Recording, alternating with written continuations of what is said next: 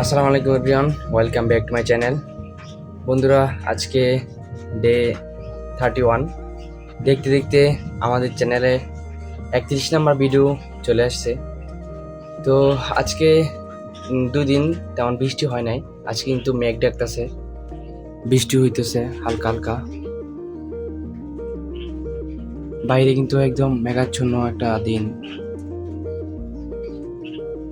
কিছুক্ষণ আগে ঘুম থেকে উঠলাম, গোসল করলাম, খাওয়া দাওয়া করলাম, এখন বসে আছি।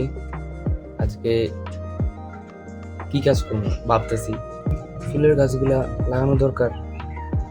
আমার জানালার পাশে কিন্তু ফুলের গাছ, এই যে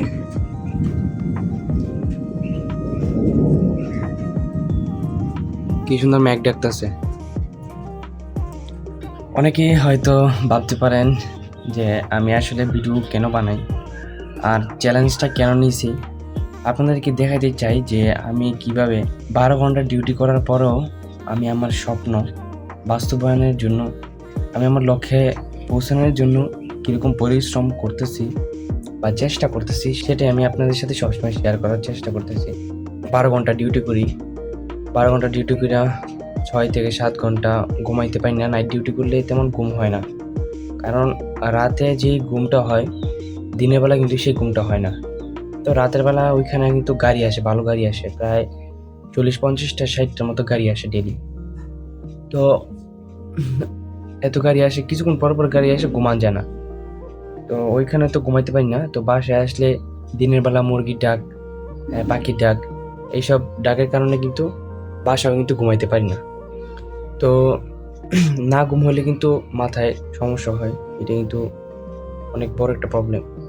তো আসলে চেষ্টা করি ঘুমানোর জন্য। তো সকালে 9টা বাজে এসে ঘুমাইলে এই 1টা বাজে উঠি, 9, 10, 11, 12, 1, প্রায় 3-4 ঘন্টা ঘুম হয়। পরে আর ঘুমাইতে পারি না, কারণ রাতের ঘুমের সাথে দিনের ঘুম এটা মানে অনেক তফাৎ। রাতে যে ঘুমটা হয় 6-7 ঘন্টা, দিনের বেলা কিন্তু সেই ঘুমটা হয় না। তো এক সপ্তাহ পর পর আমাদের শিফট চেঞ্জ হয়, পরবর্তীতে রাত্রে ঘুমাইতে পারি। তো এই দুপুরে পরে ফ্রি থাকি যেহেতু, তো সেই সময়টাই আমি কাজ লাগানোর জন্য আমি ভিডিও বানাই, আমি বাগান করি, আর আমি যা করি আর কি, ঘোরাঘুরি করি। আর যদি এমন হইতো যে প্রতিদিন দিনের ডিউটি, তাহলে কিন্তু আসলে মানে বোরিং লাগতো অনেক জিনিসটা। মানে বাসা থেকে বের হইতে পারতাম না, চাকরির মধ্যে সবসময় সময় দিতে হইতো, আবার মাসে 2টা ছুটি মাত্র। তো আসলে অনেক অবস্থা খারাপ হয়ে যেত।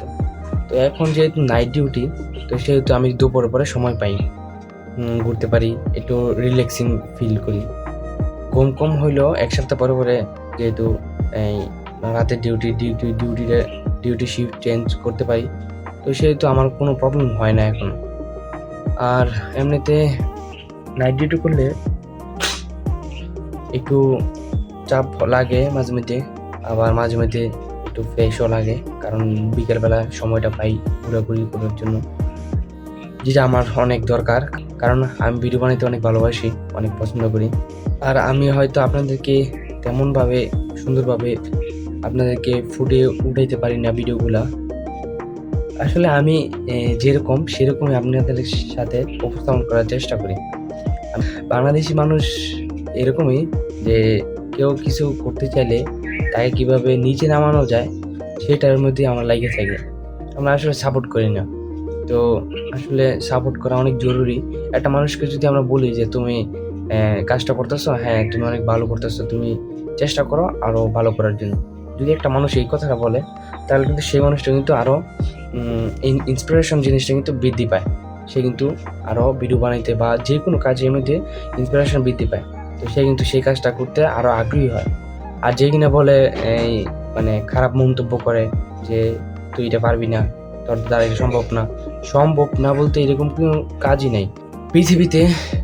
সব কাজ সহজ যদি আপনি মনে করেন সহজ, আর যদি আপনি মনে করেন যে আমার এই কাজটা কঠিন লাগতেছে তাহলে কঠিন, আর যদি মনে করেন যে না আমি এটা সহজভাবে করব, তাহলে এটা আপনার সহজ হয়ে যাবে। আপনাকে মনে করতে হবে এটা সহজ, তাহলে সব সহজ। আর মানুষ কি বললো সেটা এখন আমি আর দেখি না, কারণ এখন বড় হয়েছি, নিজের বুঝি। আর হইতেছে এখন মানুষ কি বললো সেটা আমার থেকে কোনো লাভ নেই, কারণ আমার স্বপ্ন, আমার আমার চিন্তাধারা মানুষের সাথে মিলবে না, এটাই বাস্তব। আর আমি চেষ্টা করি আমার স্বপ্নগুলা আমি নিজে বাস্তবায়ন করার জন্য সবসময় চেষ্টা করি। মেন উদ্দেশ্য এইটাই। এখান থেকে বিদায় নিই। আসসালামু আলাইকুম।